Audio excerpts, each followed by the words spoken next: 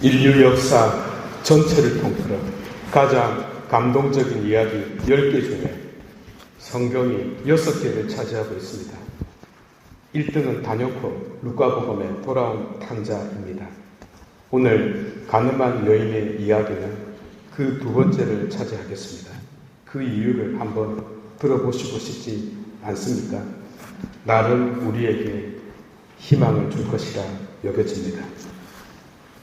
내용은 간단합니다. 어떤 여인이 가늠하다가 현장에서 붙잡혀 왔어요.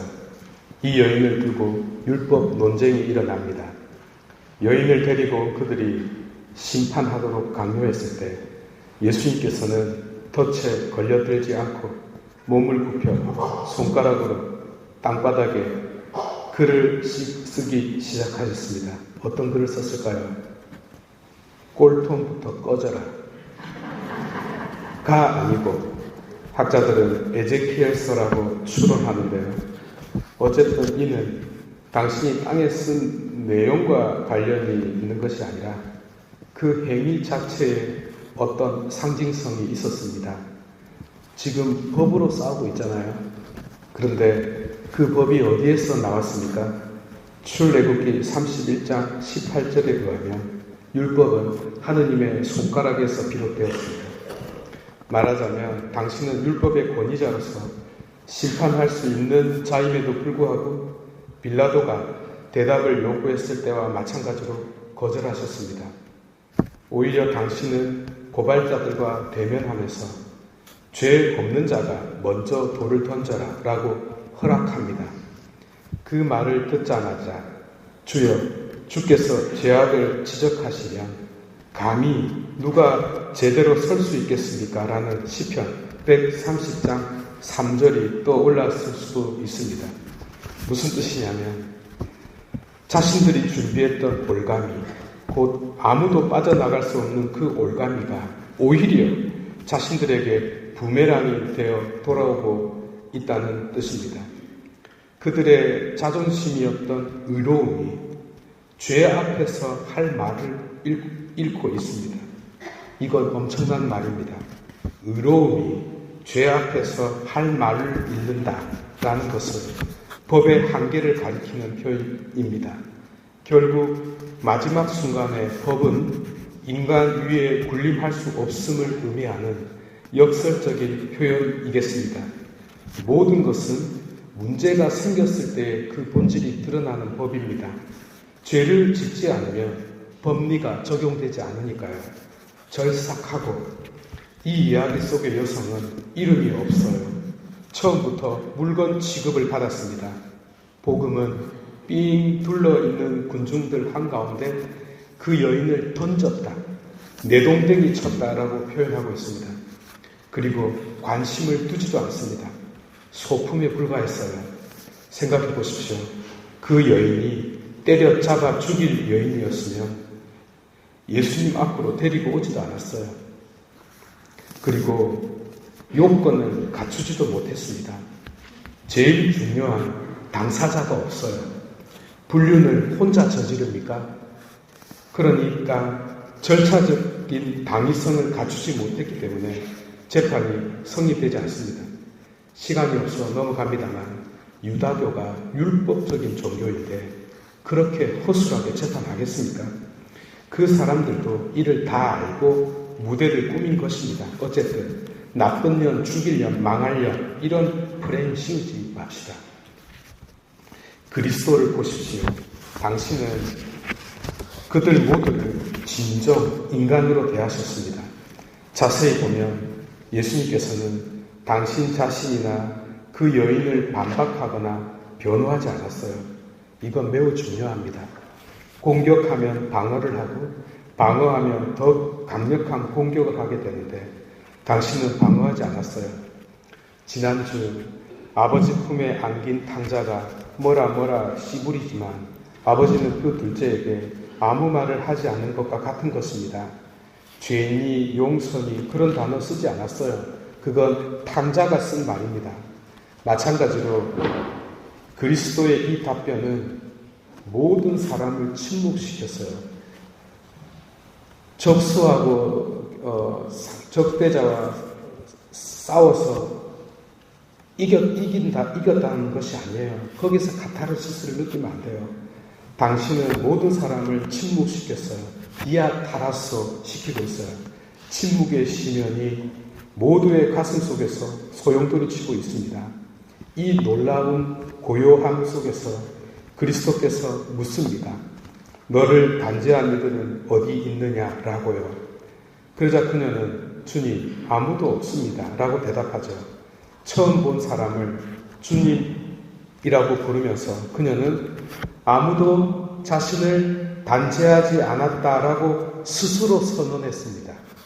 성경을 좀 아는 사람은 과거를 기억하지 말라. 오래전의 일들을 생각하지 말라. 보라, 내가 새로운 일을 하고 있다 라는 이사야의 말씀이 떠오를 것입니다. 왜 이 말씀이 중요하냐면 결국 인간은 자기가 자기 자신을 단죄하기 때문입니다. 자기가 자신을 용서하지 않기 때문에 비극적 결말을 맞이하게 되는 것입니다. 자기 자신을 단죄하지 않는 것, 이것은 신학적으로 틀린 것 같지만 그 내용은 틀리지 않습니다. 왜냐하면 만약 그리스도께서 나를 단죄하지 않는다면 결과적으로 나도 나 자신을 단죄해서는 안 되기 때문입니다. 징검다리 하나를 건널 뿐입니다. 그렇죠? 그리고 어설픈 인간들이 교회에 다니지도 않는 사람에게조차 회개를 촉구하지만 그리스도께서 이 여인에게 회개를 요구하지 않았다는 점에 주목할 필요가 있습니다. 그녀에게 있어서 회개는 스스로 자신을 돌아보는 것, 이것이 전부였습니다. 이는 온전히 자신의 몫입니다. 히라보로 메타노이아, 곧 우리가 회개라고 부르는 것의 정체는 고개를 돌린다 하여 스스로 돌아본다는 뜻입니다. 예수님께서는 그녀를 보고 죄 없다라고 하지 않았습니다. 현장에서 붙잡혀 왔잖아요. 죄는 있었습니다. 그러나 단죄하지 않았습니다. 그 단죄는 누가 합니까? 그녀 자신에게 넘겼어요. 하지만 스스로를 단죄하라고 넘긴 것이 아닙니다. 도라는 보되 과거를 기억하지 말라는 것입니다. 죄가 없는 것이 아니라 분명히 죄가 있지만 그 과거의 죄 속에 파묻히지 말라는 뜻입니다. 그러니까 소위 무죄 선언이 이루어졌는데 이때 무죄는 죄가 없어서가 아니고 요건을 갖추지 못해서도 아닌, 다시 말해 엄연히 실제했던 그 죄는 스스로가 풀어나가야 할 숙제로 바뀌었다는 의미입니다. 그 십자가가 바로 다시는 죄 짓지 말라는 말씀이었습니다. 이게 더 무서운 형량입니다. 하지만 이것이 은총입니다. 은총은요, 뜬구름 잡는 소리가 아닙니다. 만약 그렇다면 있었던 일이 없었던 일이 되느냐라고 물을 수 있겠습니다. 그럴 수는 없습니다. 그러면 어떻게 죄가 없어집니까?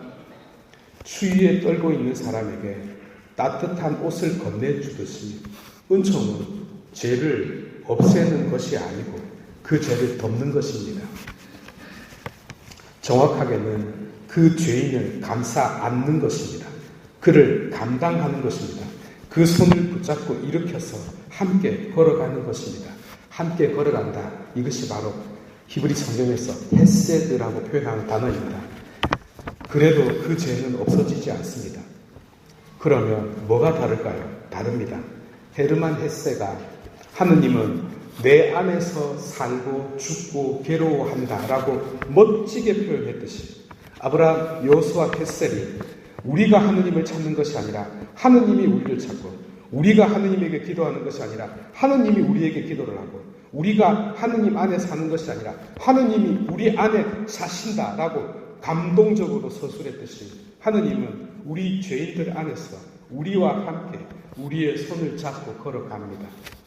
그리고 저 먼 곳을 바라보게 하시고 힘차게 다시 일어서서 걸어가게 합니다. 이것이 은총입니다.